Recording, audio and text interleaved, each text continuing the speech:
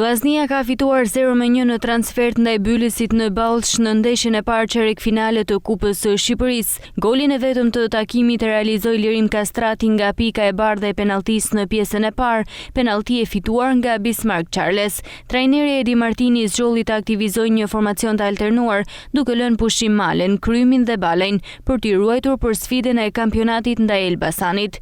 Ndeshja nuk pati shumë ritëm, ndërsa kuqeblut administruan me kujdes avantazhin deri në fund. Pas përfundimit të takimit, trajneri Edi Martini theksoi se kjo fitore minimale në transfert i jep ekipit qetësinë e duhur për t'u përqendruar tashmë tek kampionati. Sot rrezikuam, la me 6 vetë në Shkodër, që gjithë kohën që i kam lënë në Shkodër, kam menduar dje dhe sot paradite, bëna mirë apo bëna keq, shqyr Zotit që na u shpërbly, sepse ishte mandej përgjegjësi e madhe, sikur ne të humshim sot edhe të humshim me një rezultat që do të na binte probleme.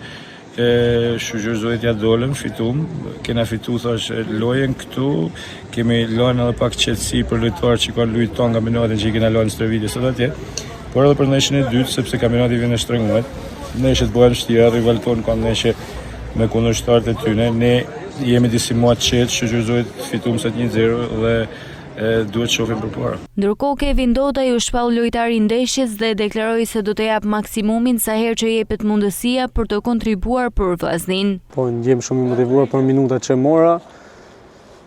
Besoj që ndihmova ekipin që të arrijmë këtë fitore dhe që jemi më të qetë në ndeshjen e dytë. Normal çdo ndeshje pres diçka më tepër, nëse do shënoj një gol duhet të shënoj dytën.